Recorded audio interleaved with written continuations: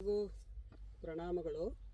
ತಾವೆಲ್ಲರೂ ಈ ನಮ್ಮ ವಿಶ್ವಶಾಂತಿನಿಕೇತನ ಆಶ್ರಮದಲ್ಲಿ 15 ದಿನಗಳ ಕಾಲ ಯೋಗ ತರಬೇತಿಯನ್ನು ತಾವು ಪಡೆದುಕೊಂಡ್ರಿ.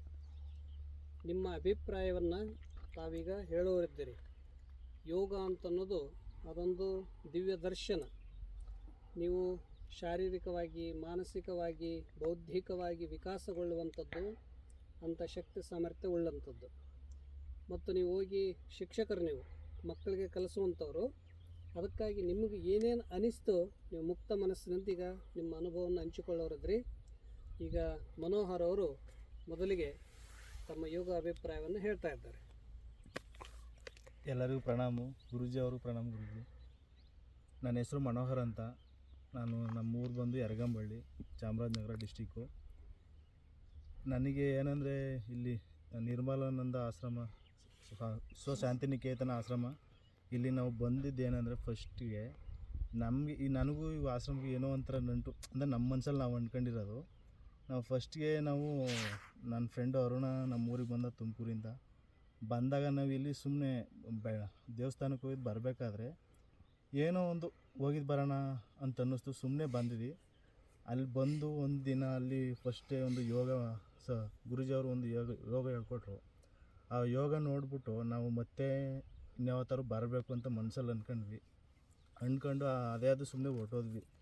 ಬಟ್ ಹಿಂಗೆ ನಮಗೆ ಯೋಗ ಟೀಚರ್ ಅನ್ನೊಂದು ಪೋಸ್ಟ್ ಕಾಲಾದಾಗ ನಾವು ಅದಕ್ಕೆ ಅಪ್ಲಿಕೇಶನ್ ಹಾಕ್ಬಿಟ್ಟು ಯೋಗ ಟೀಚರ್ ಅಂದ್ಕೊಂಡು ಇಲ್ಲಿ ಅದೇ ಆಶ್ರಮಕ್ಕೆ ಬಂದಾಗ ನಮ್ಗೆ ಇನ್ನೂ ಖುಷಿ ಆಯಿತು.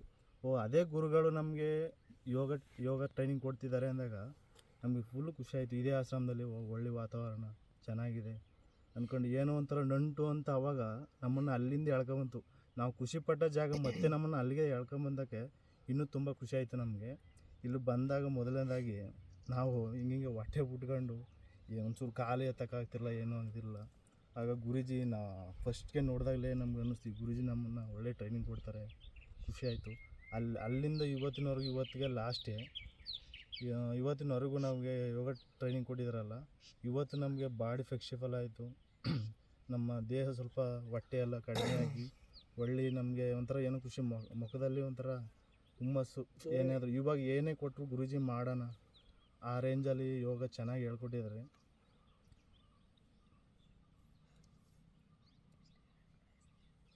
ಇಷ್ಟು ಹೇಳಿದ್ದೀನಿ. ನಾನು ಜಾಸ್ತಿ ಮಾತಾಡೋಕ್ಕೆ ಲಾಸ್ಟೇ, ನಮಗೂ ಇನ್ನು ಹೇಳಕ್ಕೆ ಬರ್ತಾಯಿಲ್ಲ. ಮನೋಹರ್ ಅವರು ಭಾಳ ಚೆನ್ನಾಗಿ ಹೇಳಿದ್ದಾರೆ ತಮ್ಮ ಅಭಿಪ್ರಾಯವನ್ನು. ಅವರಿಗೆ ಧನ್ಯವಾದಗಳು. ಈಗ ಮುಂದಿನದು ನಮ್ಮ ಅರುಣ್ ಕುಮಾರ್ ತುಮಕೂರಿಂದ ಬಂದಿದ್ದಾರೆ. ಅವರು ಕೂಡ ಯೋಗ ಶಿಕ್ಷಕರಾಗೋರು. ಅವರು ತಮ್ಮ ಅಭಿಪ್ರಾಯವನ್ನು ಹೇಳ್ತಾರೆ. ಸ್ವಲ್ಪ ಜೋರಾಗಿ ಹೇಳಿ. ನಮಸ್ಕಾರ ಗುರುಗಳೇ. ಆತ್ಮೀಯ ಶಿಕ್ಷಕ ಬಾಂಧವರಿಗೆ ನಮಸ್ಕಾರ ತಿಳಿಸುತ್ತಾ, ನಾನು ಬಂದು ನಮ್ಮೂರು ಬಂದು ತುಮಕೂರು. ನಾನು ಯಾವುದೋ ಉದ್ದೇಶ ಇಟ್ಕೊಂಡು ನನ್ನ ಫ್ರೆಂಡ್ ಮನೆಗೆ ಬಂದಿದ್ದೆ. ಅದು BR ಹಿಲ್ಸ್ ಅನ್ನೋದು ಅದೇನೋ ಉದ್ಯೋಗ ಸೃಷ್ಟಿಸ್ತು ಅಂತ ಅನ್ನೋಗಾಗಿ ಯಾವುದೋ ಇಲ್ಲಿ ಬಂದಾಗ ಒಂದು ದಿನ ಬಂದ್ಬಿಟ್ಟು ಇಲ್ಲಿ ಆಶ್ರಮಕ್ಕೆ ಬಂದು ನಾವು ಮಾಮೂಲಿ ಸುಮ್ಮನೆ ವಿಸಿಟ್ ಮಾಡ್ಕೊಂಡು ಹೋಗೋಣ ಅಂತ ಬಂದಿದ್ದು. ಆದರೆ ಗುರುಗಳ ಫಸ್ಟ್ನೇ ದಿನವೇ ನೋಡಿ ಭಾಳ ಸಂತೋಷ ಆಯಿತು. ಯಾಕೆಂದರೆ ಈ ಪ್ರಸ್ತುತ ಸಮಾಜದಲ್ಲಿ ಏನಾಗ್ತಾಯಿದೆ ಅಂದರೆ, ಈಗ ಯಾವುದೇ ಸ್ವಾಮೀಜಿಗಳಾಗಲಿ ಸನ್ಯಾಸಿಗಳಿಗಾಗಲಿ ಜಾತಿ ಭೇದ ಭಾವ ಮತ್ತು ಧರ್ಮಗಳ ಬಗ್ಗೆ ಭೇದ ಭಾವ ಇಟ್ಟು ನೋಡೋದು ಜಾಸ್ತಿ, ಯಾರನ್ನೇ ಆಗಲಿ. ಬಟ್ ನಾನು ಈ ಆಶ್ರಮದ ಬಗ್ಗೆ ಆಗಲಿ ಸ್ವಾಮೀಜಿ ಬಗ್ಗೆ ಆಗಲಿ ಹೇಳೋದೇನೆಂದರೆ, ಯಾವುದೇ ಒಬ್ಬ ವ್ಯಕ್ತಿ ಬರಲಿ, ಅವನು ಕೀಳು ಜಾತಿ ಆಗಿರಲಿ ಮೇಲ್ಜಾತಿ ಆಗಿರಲಿ, ಯಾವುದೇ ಭಿನ್ನಾಭಿಪ್ರಾಯವಿಲ್ಲದೆ ಅವ್ರಿಗೇನು ಪ್ರಸಾದ ಕೊಡ್ತಾರೋ ನಮಗೂ ಪ್ರಸಾದ ಕೊಟ್ಟು, ಏನು ಈ ಸಮಾಜದಲ್ಲಿ ಆಗು ಹೋಗುಗಳನ್ನು ಸರಿದೂಗಿಸ್ಕೊಂಡು, ಮತ್ತು ಬಡವರು ಶ್ರೀಮಂತರು ಅಂದರೆ ಭೇದ ಭಾವನೆ ಮಾಡ್ದಲೇ ಈ ಆಶ್ರಮ ನಡೆಸ್ಕೊಂಡು ಹೋಗ್ತಿದ್ದಾರೆ. ಪ್ರಥಮ ಬಾರಿಗೆ ಅವ್ರಿಗೆಲ್ಲ ನಮ್ಮ ಶಿಕ್ಷಕರ ವತಿಯಿಂದ ಮತ್ತು ನಮ್ಮ ವೈಯಕ್ತಿಕ ಪರವಾಗಿ ಅವ್ರಿಗೆ ಅಭಿನಂದನೆ ಸಲ್ಲಿಸ್ತಿದ್ದೀನಿ. ನಾನು ಬಂದಾಗ ಇಲ್ಲಿ ಫಸ್ಟು ನನ್ನ ವೆಯ್ಟ್ ಭಾಳ ಇತ್ತು. ಬಟ್ ನಾನು ಚಿಂತೆ ಮಾಡಿದ್ದೇನು, ಬರೀ 10 ದಿನ ಯೋಗ ತರಬೇತಿ ಕೊಡ್ತಾರೆ, ನನ್ನ ಬಾಡಿಲಿ ಏನು ಇಂಪ್ರೂವ್ಮೆಂಟ್ ಆಗಲ್ಲ ಅಂದ್ಕೊಂಡು ಬಂದಿದ್ದೆ. ಬಟ್ ನಮ್ಮ ಗುರೂಜಿ ಫಸ್ಟ್ ಡೇ ಅಂತ ಹೇಳಿದ್ರು. ಫಸ್ಟ್ ಡೇ ಬಂದಾಗ ಹೇಳಿದ್ರು, ಪ್ರಯತ್ನಕ್ಕಿಂತ ಯಾವುದು ದೊಡ್ಡದಲ್ಲ, ಪ್ರಯತ್ನ ಮಾಡು, ಹಾಗೇ ಆಗುತ್ತೆ ಅಂತ ಹೇಳಿದ್ದಾರೆ. ನಮಗೂ ಈಗ ಬಂದಿದ್ದ ದಿನ ಏನೂ ಬರ್ತಿರ್ಲಿಲ್ಲ. ನಮ್ಗೆ ಯೋಗ ಅಂತಂದರೆ ಏನು ಅಂತಲೇ ಗೊತ್ತಿರಲಿಲ್ಲ. ನಮಗೆ ಈಗ ಕನ್ನಡ ವರ್ಣಮಾಲೆಯಲ್ಲಿ ಆ ಇಂದ ಆವರೆಗೂ ಯಾವ ಥರ ಅಕ್ಷರ ಇದೋ ಹಾಗೆ ಯೋಗದಲ್ಲಿ ಪ್ರತಿಯೊಂದು ಅಂಥದ್ದು ಬಗ್ಗೆ ನಮ್ಗೆ ತಿಳಿಸ್ಕೊಟ್ಟಿದ್ದಾರೆ. ಹಾಗೂ ಯಾವುದೇ ಭೇದ ಭಾವ ಮಾಡ್ದಲೇ ಅವ್ರ ಆಶ್ರಮದಲ್ಲೂ ನಮಗೆ ಊಟ ಇತ್ಯಾದಿ ನಮ್ಗೆ ಏನೇನು ಸಮಸ್ಯೆ ಬಂದರೂ ಅವರು ನಿವಾರಿಸ್ಕೊಟ್ಟಿದ್ದಾರೆ. ಇಷ್ಟು ಹೇಳಿ ನಾನು ಗುರುಗಳಿಗೆ ಪ್ರಣಾಮಿಸುತ್ತೇನೆ. ಜೈ ಹಿಂದ್, ಜೈ ಕರ್ನಾಟಕ. ಅರುಣ್ ಕುಮಾರ್ ಅವರು ತುಮಕೂರಿಂದ ಬಂದು ಚೆನ್ನಾಗಿ ತಮ್ಮ 15 ದಿನದಲ್ಲಿ ಶರೀರವನ್ನು ಬದಲಾವಣೆ ಮಾಡಿಕೊಂಡು ಬಹಳ ಪ್ರಯತ್ನ ಮಾಡಿ ಚೆನ್ನಾಗಿ ಕಲ್ತಿದ್ದಾರೆ. ಅವ್ರ ವೇಟ್ ಕೂಡ ಸ್ವಲ್ಪ ಕಡಿಮೆ ಆಗಿದೆ. ಈಗ ಮುಂದೆ ನಮ್ಮ ಬಲರಾಮ್ ಅವರು KR ನಗರದಿಂದ ಬಂದಿದ್ದಾರೆ. ಅವರು ತಮ್ಮ ಪೂರೈಸು ತಮ್ಮ ಅನುಭವವನ್ನು ಹೇಳ್ತಾರೆ. ಈಗ ಎಲ್ಲರಿಗೂ ನಮಸ್ಕಾರಗಳು, ಗುರೂಜಿಯವ್ರಿಗೂ ನಮಸ್ಕಾರಗಳು. ನಾನು ಇಲ್ಲಿ ಬರ್ತೀನಿ ಅಂತ ಅಂದ್ಕೊಂಡೇ ಇದ್ದಿಲ್ಲ. ಇದು ಕಾಡು, ಏನೇನೋ ಆಗ್ತದೆ, ನಮಗೆ ಕಷ್ಟ ಅನ್ನಿಸ್ತದೆ, ಏನಪ್ಪ ಮಾಡೋದು ಇಲ್ಲಿ ಬಂದುಬಿಟ್ಟಿದ್ದೀವಲ್ಲ ಅಂತ ಅನ್ನಿಸ್ತು. ಆವಾಗ ಗುರೂಜಿ ಬೆಳಿಗ್ಗೆ ಬಂದು ಗುರೂಜಿ ನೋಡ್ದೋ, ಆಗ ಯಾಕೋ ಮನಸ್ಸಿಗೆ ಇದನ್ನಿಸ್ತು, ಖುಷಿ ಅನ್ನಿಸ್ತು. ಓ, ಈ ಗುರೂಜಿ ಅವರೇ ಏನಾರು ಹೇಳ್ಕೊಡ್ತಾರೆ ಅಂತ ಆಸೆಯಿಂದ ಮಾಡ್ದೆ ಎಲ್ಲ. ನಮ್ಗೆ ಆಸನ ಅನ್ನೋದೇ ಗೊತ್ತಿಲ್ಲ. ನಾವು ಯಾವ ಥರ ಆಸನ ಮಾಡಬೇಕು, ಏನು ಮಾಡಬೇಕು ಎಲ್ಲ ನಾವು ಫಸ್ಟ್ ಸ್ಟಾರ್ಟಿಂಗ್ ಬಂದಾಗ ನಾವು ಯಾವ ಥರ ಆಸನಗಳೇ ಬರ್ತಿದ್ದಿಲ್ಲ. ವಜ್ರಾಸನ ಆಗಿರಲಿ, ಪದ್ಮಾಸನ ಆಗಲಿ ಒಂದು ಬರ್ತಿರಲಿಲ್ಲ. ಇವಾಗ ಕಂಫರ್ಟಬಲ್ ಆಗಿದ್ದೀವಿ, ಸ್ವಲ್ಪ ಇನ್ನು ಮುಂದೆ ಮಾಡ್ಕೊತೀವಿ ಅಷ್ಟೇ ನಾನು ಹೇಳೋದು. ಈಗ ಬಲರಾಮ್ ಅವರು ತಮ್ಮ ಅಭಿಪ್ರಾಯವನ್ನು ಅನುಭವವನ್ನು ಹಂಚಿಕೊಂಡಿದ್ದಾರೆ. ಅವರಿಗೆ ಧನ್ಯವಾದಗಳು. ಮುಂದೆ ನಮ್ಮ ರಮೇಶ್ ಅವರು ಅವ್ರ ಊರು ಮತ್ತು ಅವ್ರಿಗೆ ಯಾವ್ಯಾವ ರೀತಿಯಾಗಿ ಅನುಭವ ಆಯಿತು ಅವ್ರು ಹಂಚಿಕೊಳ್ತಾ ಇದ್ದಾರೆ. ಗುರುಜಿ ಪ್ರಣಾಮ್ ಹಾಗೂ ನನ್ನ ಸ್ನೇಹಿತರಿಗೂ ಶಿಕ್ಷಕ ವೃಂದದವರಿಗೂ ನಮಸ್ಕಾರಗಳು. ಯೋಗ ಅಂತಂದರೆ ನಾನು ಏನೋ ಅಂದ್ಕೊಬಿಟ್ಟಿದೆ. ಯೋಗ ಅಂತಂದರೆ ಎಲ್ಲ ವಯಸ್ಸಿನವರಿಗೂ ಇದು ಬೇಕಾದಂಥದ್ದು. ಯೋಗ ಮಾಡೋದ್ರಿಂದ ಶರೀರ, ಬುದ್ಧಿ ಮತ್ತು ಶರೀರ ಸಮತೋಲನತೆ ಮತ್ತು ಶರೀರದ ಅನೇಕ ಸಮಸ್ಯೆಗಳ ನಿವಾರಣೆ ಮಾಡುತ್ತೆ. ಮತ್ತು ಯೋಗ ಅಂತಂದರೆ ಒಂದು ಗುರುಗಳು ಹೇಳ್ದಂಗೆ ಒಂದು ಅದ್ಭುತ ಶಕ್ತಿ ಅಂತ. ಅದು ಏನಾಗುತ್ತೆ ಅಂತ ಗೊತ್ತಿಲ್ಲ. ನಾನು ಬಂದಾಗ ತುಂಬ ವೇಟ್ ಇದೆ, ತುಂಬ ಭಾರ ಅನ್ನಿಸ್ತಾಯಿತ್ತು. ಈಗ ಒಂದು ಸ್ವಲ್ಪ ಹಗುರ ಅನಿಸುತ್ತಿದೆ.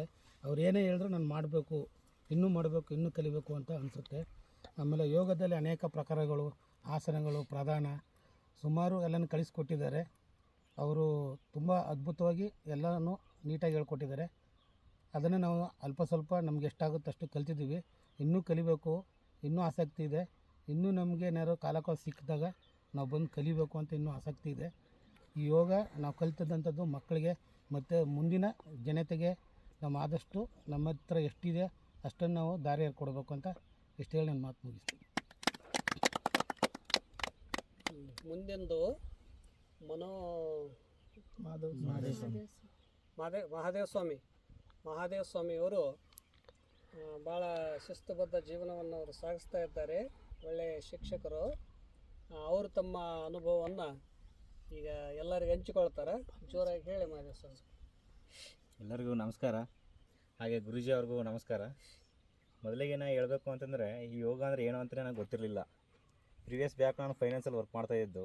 ಈ ಯೋಗದ ಬಗ್ಗೆ ಅಷ್ಟೇನು ತಿಳುವಳಿಕೆ ಇಲ್ಲ. ನನ್ನ ಸಹಪಾಠಿಯಾದಂಥ ರಮೇಶ್ ಅವರು ನನಗೆ ಒಂದು ಮಾಹಿತಿ ನೀಡ್ತಾರೆ. ಏನು ಅಂತಂದರೆ, ಈ ಥರ ಯೋಗ ಟ್ರೈನಿಂಗ್ ಇದೆ, ಸ್ಕೂಲ್ಗೆ ಹೋಗ್ಬೇಕಾಗುತ್ತೆ ಅಂತ ನನಗೆ ಒಂದು ವಿಷಯ ಮುಟ್ಟಿಸ್ತಾರೆ. ಅದ್ರ ಬಗ್ಗೆ ಎಲ್ಲ ಕೂಲಂಕುಷವಾಗಿ ಎಲ್ಲ ವಿವರಿಸಿದಾಗ ಈ ಥರ BR ಹಿಲ್ಸಲ್ಲಿ ಯೋಗ ಟ್ರೈನಿಂಗ್ ನಡೀತಾ ಇದೆ, ಅಲ್ಲಿಗೆ ಹೋಗಬೇಕು ಅಂತ ಹೇಳ್ತಾರೆ. ಹಾಗೆ ಇವರು ಜೊತೆಗೆ ಬರ್ತಾರೆ ಅಂತ ನಾನು ಅಂದ್ಕೊಂಡಿದ್ದೆ. ಅವಾಗ ಏನಾಯಿತು, ಇವರು ನಾನು ಬರಲ್ಲ, ನೀನು ಮಾತ್ರ ಹೋಗಬೇಕು ಅಂತ ಹೇಳಿದ್ರು. ನನಗೇನಾಯಿತು, ಒಬ್ಬನಿಗೆ ಹೋಗೋಕ್ಕೆ ಒಂಥರ ಸಂಕುಚಿತ ಮನೋಭಾವ. ನನಗೆ ಎಲ್ಲಿಗೂ ಒಬ್ಬನೇ ಹೋಗಲ್ಲ, ನನ್ನ ಜೊತೆಗೆ ಯಾರಾದರೂ ಇರಲೇಬೇಕು, ನನ್ನ ಸಹಪಾಠಿಗಳು ಯಾರಾದರೂ ಆಗಲಿ. ಹಾಗಾಗಿ ಇವನು ಬಾ ಅಂತ ಒತ್ತಾಯ ಮಾಡಿದೆ. ನೀವು ಫಸ್ಟ್ ಹೋಗಿರು, ನಾನು ಬರ್ತೀನಿ ಅಂತ ಹೇಳಿದ್ರು. ಆವಾಗ ನಾನು ಫಸ್ಟ್ ಇಲ್ಲಿಗೆ ಬಂದೆ. ನಾನು ಬರ್ಬೇಕಾದ್ರೆ ಯಾರೂ ಬಂದಿರಲಿಲ್ಲ. ನನ್ನ ಮನಸ್ಸಲ್ಲಿ ಏನು ಹುಟ್ಟಿಸ್ಕೊತು ಅಂದರೆ, ಯಾರೂ ಇಲ್ವಲ್ಲಪ್ಪ ಇಲ್ಲಿ ಯೋಗ ಕಲಿಯೋಕ್ಕೆ, ನಾವು ಒಬ್ಬ ಏನು ಮಾಡೋದು, ಈ ಥರ ಒಂದು ಮನಸ್ಸಲ್ಲಿ ಒಂದು ಚಂಚಲತೆ ಉಂಟಾಯಿತು ನನಗೆ. ಆವಾಗ ಏನು ಮಾಡಿದ್ರು, ನಮ್ಮ ಸರ್ ಆದಂಥ ಸುಂದರ್ ಸರ್ ಅವರು ಬಲರಾಮ್ ಅವ್ರ ನಂಬರ್ ಕೊಟ್ಟರು. ತಗೊಳ್ಳಿ, ಈ ಥರ ನಿಮ್ಮ ಫ್ರೆಂಡ್ಸಾಗಿ ಒಬ್ಬರು ಬರ್ತಾಯಿದ್ದಾರೆ, ಅವ್ರ ನಂಬರ್ ತಗೊಳ್ಳಿ ಅಂತ. ಅವ್ರಿಗೆ ಫೋನ್ ಮಾಡಿದೆ, ಅವ್ರು ಬರ್ತೀನಿ ಅಂದರು. ಅವಾಗ ಸ್ವಲ್ಪ ಧೈರ್ಯ ಆಯಿತು. ಪರವಾಗಿಲ್ಲ, ಇಂಥ ಕಾಡಲ್ಲಿ ಇರಬೇಕಾದ್ರೆ ಒಬ್ಬನಿಗೆ ಯಾರಿಗೇ ಆದರೂ ಅಷ್ಟೊಂದು ಭಯ ಆಗೇ ಆಗುತ್ತೆ. ಅವಾಗ ಏನಾಯಿತು, ನಾವಿಬ್ಬರೇ, ಬಲರಾಮ ಮತ್ತು ನಾನು ಆ ರೂಮ್ಗೆ ಹೋಗ್ತೀವಿ, ಆ ರೂಮ್ ನೋಡಿದ್ರಂತೂ ಒಳ್ಳೆ ದೇವ್ರ ಮನೆ ಥರ ಕಾಣಿಸ್ಬಿಡ್ತು ನಮಗೆ. ನಾವು ಹೋಗಿದ್ದು ಸಾಯಂಕಾಲ 6 ಗಂಟೆಯಲ್ಲಿ. ಫುಲ್ ಭಯ, ಇಬ್ರಿಗೂ ಭಯ. ಬೀಗ ಹಾಕಿದ್ದೆ, ಇಬ್ಬರು ಒಳಗಡೆನೇ ಇದ್ದೀವಿ, ಅಷ್ಟೊಂದು ಭಯ. ಒಟ್ಲಿ ಹೆಂಗೋ ಬೆಳಗಾಯಿತು. ಬೆಳಗ್ಗೆದ್ದು ಸರಿ ಬಿಳಿಗಿ ರಂಗಪ್ಪನ ದರ್ಶನ ಮಾಡ್ಕೊಂಡು ಬರೋಣ ಅಂದ್ಬಿಟ್ಟು ಸ್ನಾನ ಮಾಡ್ಕೊಂಡು ಹೋಗ್ವಿ. ಸ್ನಾನ ಮಾಡ್ಕೊಂಡು ಬಂದ್ವಿ. ಗುರುಜಿ ಮುಖ ನೋಡಿದ ತಕ್ಷಣ ಏನೋ ಒಂಥರ ಮನಸ್ಸಲ್ಲಿ ಒಂದು ಆನಂದ, ಉಲ್ಲಾಸ, ಉತ್ಸಾಹ ನಮ್ಮ ಮನಸ್ಸಲ್ಲಿ ಹುಟ್ಟಿತು. ಅದೇನೋ ಗೊತ್ತಿಲ್ಲ, ದೈವಶಕ್ತಿನೋ ಏನೋ ನನಗಂತೂ ಗೊತ್ತಿಲ್ಲ.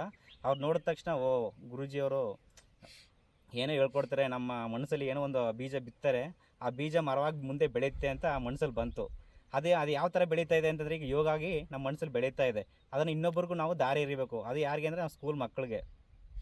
ಯಾವ ಥರ ಎರಿಬೇಕು, ಆ ಒಂದು ಗಿಡ ಯಾವ ಥರ ನೆಡಬೇಕು, ಅದನ್ನ ಯಾವ ಥರ ಲಾಲನೆ ಪಾಲನೆ ಮಾಡಬೇಕು, ಮತ್ತು ಅದನ್ನು ದೊಡ್ಡ ಮರ ಆಗಿ ಯಾವ ಥರ ಕಾಪಾಡ್ಕೋಬೇಕು ಅನ್ನೋದನ್ನ ನಮ್ಮ ಗುರೂಜಿಯವರು ಹಂತವಾಗಿ ಸ್ಟೆಪ್ ಬೈ ಸ್ಟೆಪ್ ಹೇಳ್ಕೊಟ್ಟಿದ್ದಾರೆ. ಅದನ್ನು ಬರೀ ಮಕ್ಳಿಗೆ ಮಾತ್ರ ಹೇಳ್ಕೊಡ್ಬೇಕು ಅಂತ ನಾವು ಅಂದ್ಕೊಂಡಿದ್ವಿ.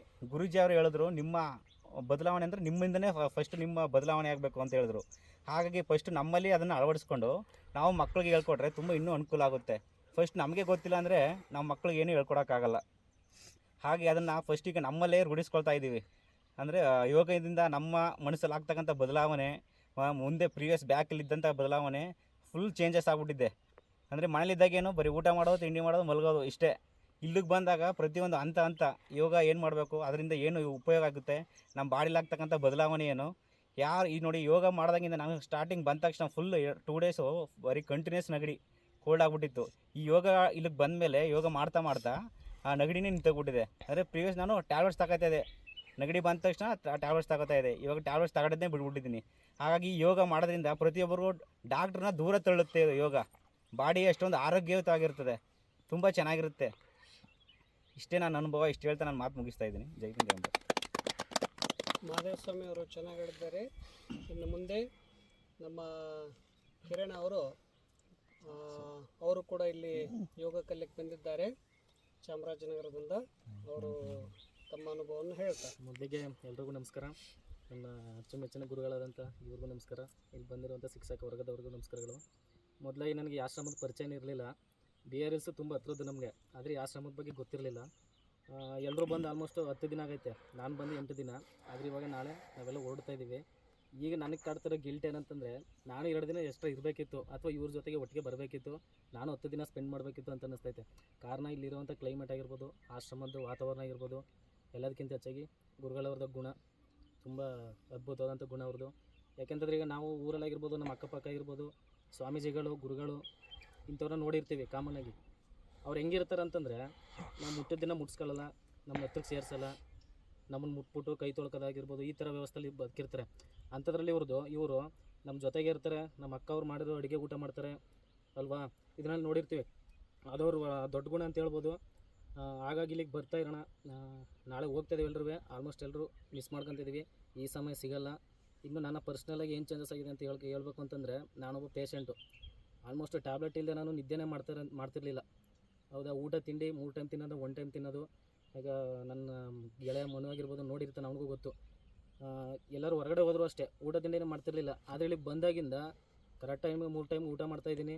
ನನ್ನ ದೇಹದಲ್ಲಿ ಏನೋ ಬದಲಾವಣೆ ಆಗಿದೆ. ಟ್ಯಾಬ್ಲೆಟ್ ಇಲ್ಲದೆ ನಿಮ್ಮದೇ ನಿದ್ದೆ ಮಾಡ್ತಾಯಿದ್ದೀನಿ. ಈ ಥರ ಬದಲಾವಣೆಗೆ ನನ್ನ ಗುರುಗಳ ಕಾರಣ. ಅವ್ರಿಗೆ ನನ್ನ ನಮಸ್ಕಾರಗಳು. ಮತ್ತು ಮುಂದಿನ ಸಲ ಎಲ್ಲರೂ ಸಮಯ ಕೂಡ ಬಂದರೆ ಸಿಗೋಣ. ಎಲ್ಲರೂ ಎಲ್ಲ ಒಳ್ಳೆಯ ಥರದಲ್ಲಿ ಕೆಲಸ ಮಾಡ್ಕೊಂಡು ಹೋಗಿ. ಕಿರಣ್ ಅವರು ತಮ್ಮ ಅನುಭವವನ್ನು ಹೇಳಿದ್ದಾರೆ. ಅವರು ಆರೋಗ್ಯದಲ್ಲಿ ಇನ್ನೂ ಇದೇ ಥರ ಮಾಡ್ತಾ ಹೋದರೆ ಯಾವಾಗಲೂ ಯಾವುದೇ ಔಷಧಗಳಿಲ್ಲದೆ ಅವರು ಚೆನ್ನಾಗಿ ಬದುಕಬಲ್ಲರು, ಆರೋಗ್ಯವಾಗಿರಬಲ್ಲರು. ಮತ್ತು ಯೋಗದಲ್ಲಿ ಏನು ಸಾಮರ್ಥ್ಯ ಅದ ಅನ್ನೋದು ಅವ್ರಿಗೆ ಅನುಭವಕ್ಕೆ ಬಂದಿದೆ. ಮತ್ತು 3 ಹೊತ್ತು ಸಮಯಕ್ಕೆ ಸರಿಯಾಗಿ ಅವರು ಊಟ ಮಾಡಬೇಕು, ಚೆನ್ನಾಗಿ ಕಣ್ತುಂಬ ನಿದ್ದೆ ಮಾಡಬೇಕು, ಮತ್ತು ಯಾವಾಗಲೂ ಸ್ವಾಧ್ಯಾಯಗಳನ್ನು ಅವ್ರು ಮಾಡ್ತಾಯಿದ್ರೆ ಅವ್ರ ಜೀವನದಲ್ಲಿ ಹೊಸ ಪೂರ್ಣ ಬದಲಾವಣೆ ಆಗ್ತಿದೆ. ಅವ್ರಿಗೆ ಅನುಭವವನ್ನು ಹಂಚಿಕೊಂಡ್ರು. ಈಗ ಸುಷ್ಮಾ ಅವರು ತಮ್ಮ ಅನುಭವವನ್ನು ಹೇಳ್ತಾ ಇದ್ದಾರೆ. ತಾವೆಲ್ಲಿಂದ ಬಂದ್ರಿ, ಏನು ಅನ್ನಿಸ್ತು ಹೇಳಿ. ನೀವಂತ ದಿನ ಎಲ್ಲರಿಗೂ ಅಡುಗೆ ಮಾಡಿ ಊಟ ಮಾಡಿಸಿದ್ರಿ ಮತ್ತು ಎಲ್ಲರೂ ನಿಮಗೆ ಸಹಾಯ ಮಾಡಿದರು. ನಿಮ್ಮ ಅನುಭವವನ್ನು ಹೇಳಿ. ನಮಸ್ಕಾರ, ಗುರೂಜಿ ಅವ್ರಿಗೂ ನಮಸ್ಕಾರ. ನಾನು ಯರಗಂಬಳ್ಳಿಯಿಂದ ಬಂದಿದ್ದೀನಿ. ನಾನು ಮದುವೆ ಆಗಿರೋದು ಅಮ್ಮನಪುರ. ಮೊದಲನೇದಾಗಿ ಯೋಗ ಶಿಕ್ಷಕರು ಈ ಥರ ಕರೀತಾ ಇದ್ದಾರೆ ಅಂತ ನನ್ನ ತಮ್ಮ ಹೇಳ್ದೆ. ಆವಾಗ ಫಸ್ಟು ಬರೋಕ್ಕೆ ಸ್ವಲ್ಪ ಭಯ ಆಗಿತ್ತು. ಹೆಂಗಪ್ಪ ಹೋಗೋದು, ಮದುವೆ ಆಗಿದ್ದೀನಿ ಈ ಥರ ಅಂದ್ಕೊಂಡು ಸ್ವಲ್ಪ ಹೆದರಿಕೆ ಆಗಿತ್ತು. ಆಮೇಲೆ ನನ್ನ ತಮ್ಮನೇ ಬಾ ಅಂತ ಕರ್ಕೊಂಡು ಬಂದ. ಆಮೇಲೆ ಯಾರು ಹೇಳ್ಕೊಡ್ತಾರೋ, ಹೆಂಗಿರ್ತಾರೋ ಅಲ್ಲಿ ಹೇಳ್ಕೊಡೋರು, ಆ ಥರ ಎಲ್ಲ ಡೌಟ್ ಆಗಿತ್ತು. ಮತ್ತು ಇಲ್ಲಿ ಬಂದು ಗುರೂಜಿ ಅವರನ್ನು ನೋಡಿದಾಗ ನಮ್ಗೆ ಖುಷಿ ಆಯಿತು. ಓ, ಈ ಥರ ಗುರೂಜಿ ಚೆನ್ನಾಗಿ ಹೇಳ್ಕೊಡ್ತಾ ಇದ್ದಾರೆ ಅವರು. ಮತ್ತು ಅವರು ತುಂಬ ನಮಗೆಲ್ಲ ನಾವು ಏನೇ ನಕ್ಕಿದ್ರು, ಏನೇ ಮಾಡಿದ್ರು, ಏನೋ ಒಂಚೂರು ಬೇಜಾರು ಮಾಡ್ಕೊಳ್ಳದೆ ನಮ್ಮ ಕೂಡ ಅವರು ನಗ್ತಾಯಿದ್ರು, ಅವರು ನಗಿಸ್ತಾಯಿದ್ರು. ಮತ್ತು ತುಂಬ ಚೆನ್ನಾಗಿ ಹೇಳ್ಕೊಡ್ತಿದ್ದಾರೆ ಯೋಗ ಎಲ್ಲ. ಮತ್ತು ನಾನು ಸ್ವಲ್ಪ ಹೊಟ್ಟೆ ಎಲ್ಲ ಮುಂದೆ ಇತ್ತು. ಇವಾಗ ಯೋಗ ಮಾಡಿ ನನ್ನ ಬಾಡಿನೂ ಸ್ವಲ್ಪ ಫ್ಲೆಕ್ಸಿಬಲ್ ಆಗಿದೆ. ಮತ್ತು ಅಡುಗೆ ಎಲ್ಲ ಮಾಡ್ತಿದ್ದೆ, ಎಲ್ಲರಿಗೂ ಇಷ್ಟ ಆಗಿದೆ ಅಂತ ಅಂದ್ಕೊಂಡಿದ್ದೀನಿ. ಏನಾದರೂ ಚೆನ್ನಾಗಿಲ್ಲ ಅಂತಂದರೆ ಅವಶ್ಯಕತೆ ಇಲ್ಲ. ಮತ್ತು ಇಷ್ಟು ಹೇಳೋಕ್ಕೆ ಬಯಸ್ತೀನಿ. ಧನ್ಯವಾದಗಳು. ಈಗ ಅನುಪಮ ಅವರು ತಮ್ಮ ಭಾಳ ಮುಕ್ತವಾಗಿ ಒಳ್ಳೆ ರೀತಿಯಾಗಿ ಎಲ್ಲರ ಜೊತೆಗೆ ಯಾವುದೂ ಭೇದ ಭಾವನೆಗಳಿಲ್ಲದೆ ಚೆನ್ನಾಗಿ ಸೇವೆ ಮಾಡಿದ್ದಾರೆ ಮತ್ತು ಯೋಗಾಸನವನ್ನು ಚೆನ್ನಾಗಿ ಕಲ್ತಿದ್ದಾರೆ. ಈಗ ತಮ್ಮ ಅನುಭವವನ್ನು ಹಂಚಿಕೊಳ್ತಾ ಇದ್ದಾರೆ. ಮೊದಲಿಗೆ ಗುರುಗಳಿಗೆ ನಮಸ್ಕಾರ, ಇಲ್ಲಿರೋರಿಗೆಲ್ಲರಿಗೂ ನನ್ನ ನಮಸ್ಕಾರಗಳು. ಫಸ್ಟ್ ಏನು ಹೇಳಬೇಕು ಅಂತಂದರೆ, ನನಗೆ ಯೋಗ ಅಂತ ಅನ್ನೋದು ಟಚ್ ಇತ್ತು ಮೊದಲಿಂದನೂ, ಆದರೆ ಅಷ್ಟೊಂದು ಡೀಪಾಗಿ ಏನು ಗೊತ್ತಿರಲಿಲ್ಲ ನನಗೆ. ಫಸ್ಟು ನಾನು ಮನುಗೆ ಥ್ಯಾಂಕ್ಸ್ ಹೇಳೋಕ್ಕೆ ಇಷ್ಟಪಡ್ತೀನಿ, ನಮ್ಮ ಅಣ್ಣ ಮನುಗೆ. ಯಾಕಂತಂದರೆ ಈ ದಾರಿನ ತೋರಿಸಿದ್ದೆ ಅವನು, ಅದಕ್ಕೋಸ್ಕರ ಅವನಿಗೆ ತುಂಬ ಥ್ಯಾಂಕ್ಸ್.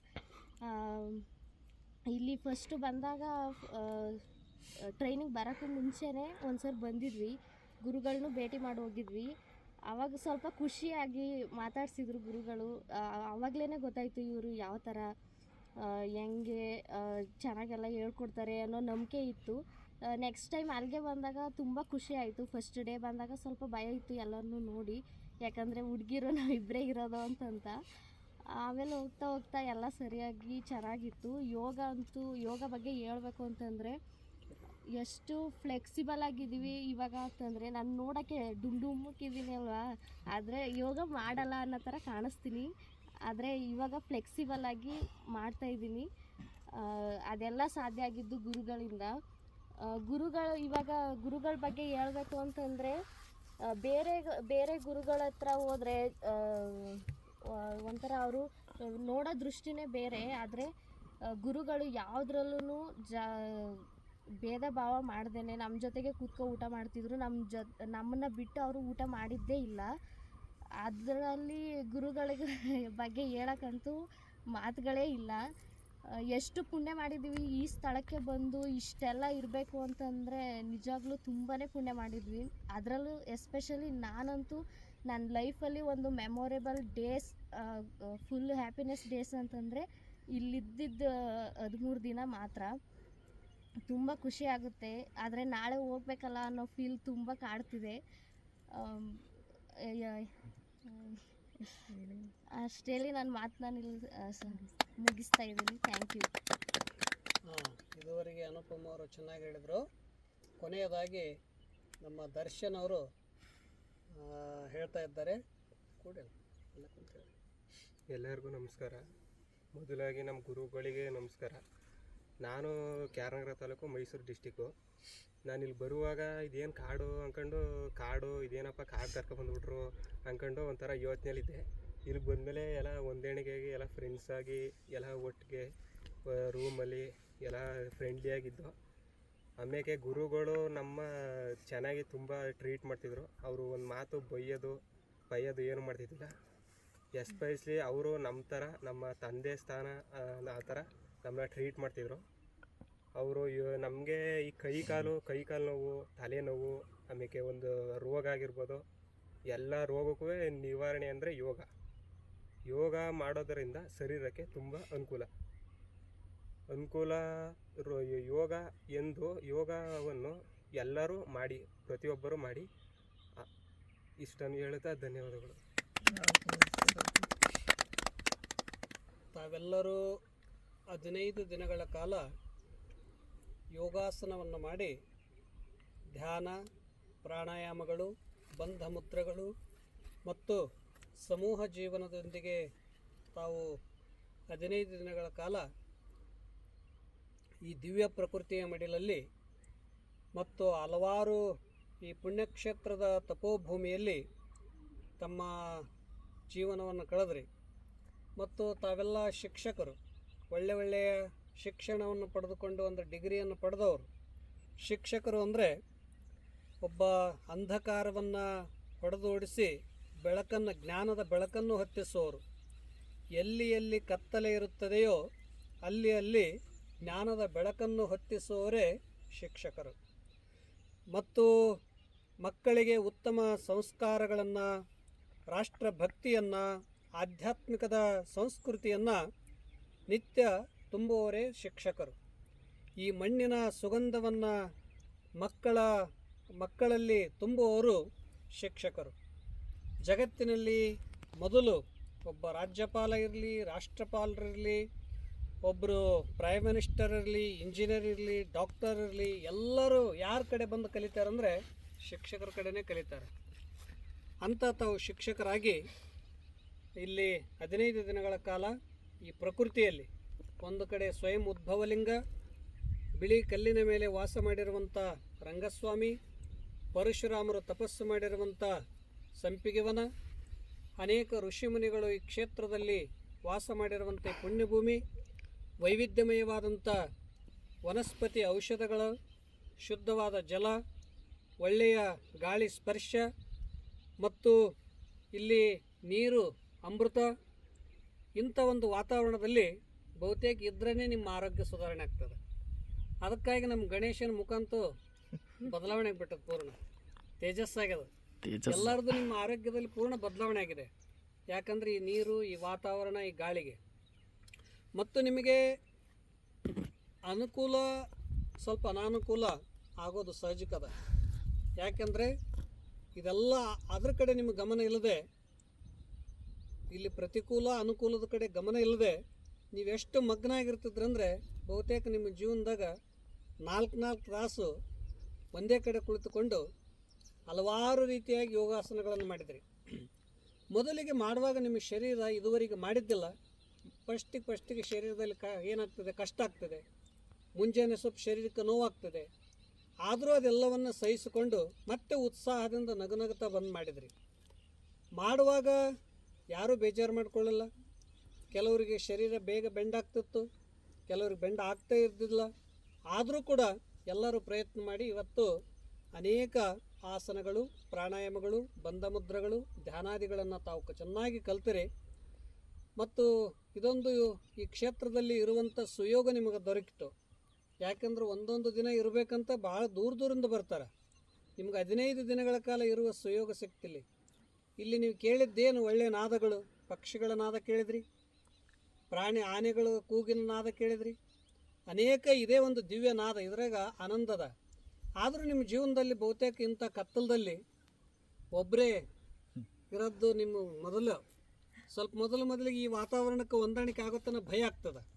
ನಿಮಗೆ ಯಾವಾಗ ಹೊಂದಿಕೊಳ್ತಂದ್ರೆ ಇದನ್ನು ಬಿಟ್ಟು ಹೋಗೋಕೆ ಇಚ್ಛಾಗಲ್ಲ. ಇದರಲ್ಲಿ ಪ್ರಕೃತಿಯಾಗಿ ಎಲ್ಲ ಅದ. ಪ್ರಕೃತಿಯೇ ದೇವರು. ಪ್ರಕೃತಿಯಲ್ಲಿ ಯಾವುದು ಜಾತಿ ಇಲ್ಲ, ವರ್ಗ ಇಲ್ಲ, ವರ್ಣ ಇಲ್ಲ, ಧರ್ಮ ಇಲ್ಲ, ಭಾಷೆ ಇಲ್ಲ. ಸಮಸ್ತ ಮಾನವ ಕುಲಕ್ಕೆ ಆಶ್ರಯ ಕೊಟ್ಟಿರುವಂಥ ಒಂದು ಯಾವುದಾದ್ರೂ ಶಕ್ತಿ ಇದ್ದರೆ ಅದೇ ಪ್ರಕೃತಿ.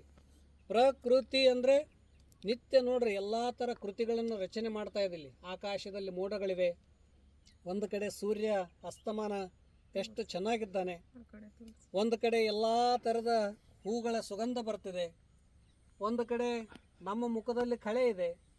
ಇದೆಲ್ಲ ಮಾಡಿದವನು ಯಾರು? ಯಾವುದೋ ಒಂದು ಶಕ್ತಿ ಇದೆ. ಅದಕ್ಕೆ ಪ್ರಕೃತಿ ಅಂದರೆ ಕೃತಿ. ನಾವೆಲ್ಲ ಪ್ರಕೃತಿ. ಆ ದೇವನು ನಿರ್ಮಿಸಿದ ಕೃತಿಗಳು ನಾವು. ಆ ದೇವನು ಶಿಲ್ಪಿಯಾಗಿ ರಚಿಸಿದ ನಾವೆಲ್ಲ ಕಲೆಗಳು.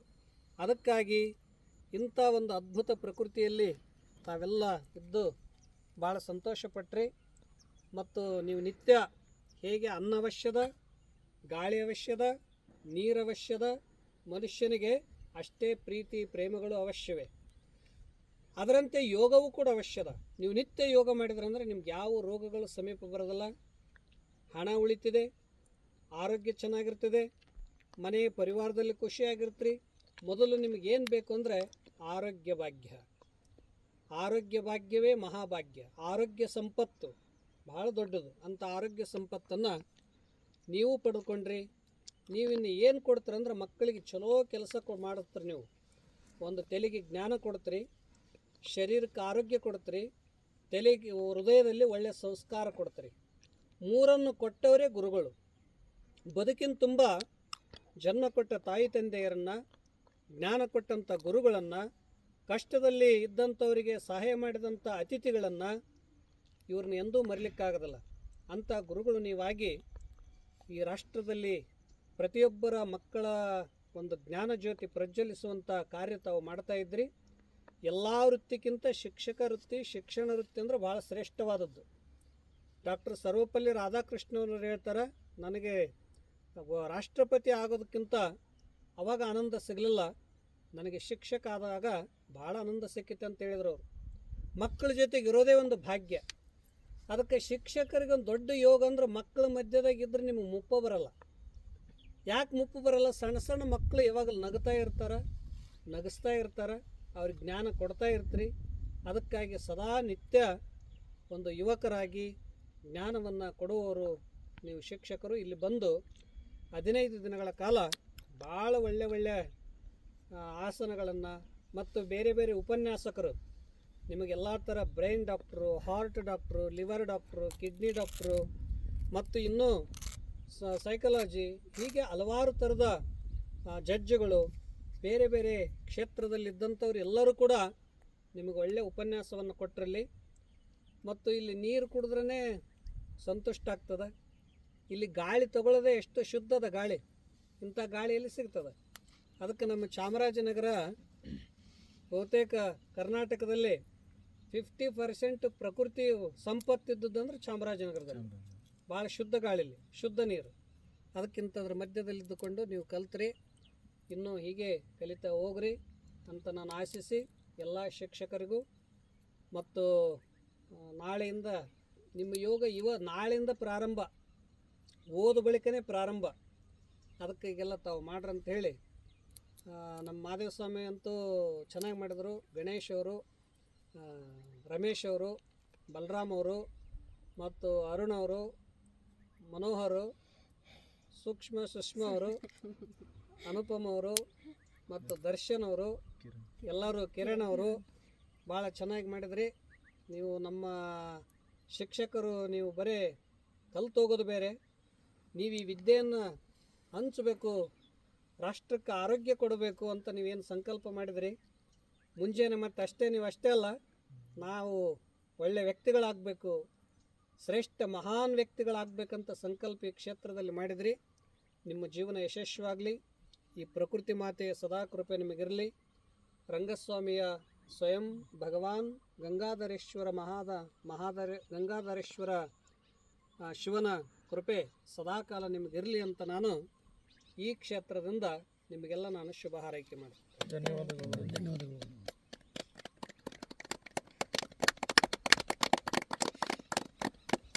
ಶಾಂತಿ ಪಾಠ.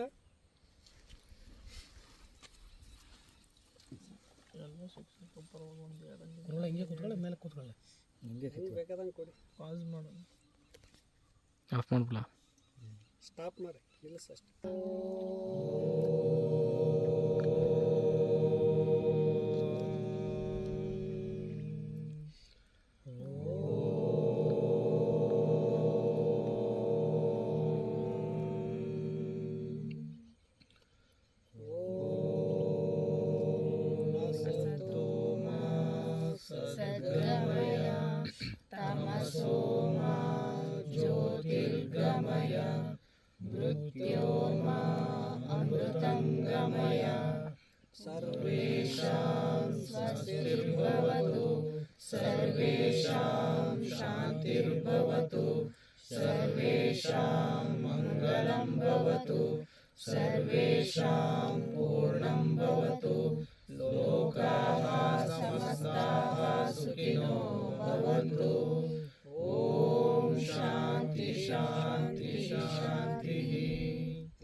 ನಮಸ್ಕಾರ ಮಾಡಿಬಿಡಿ.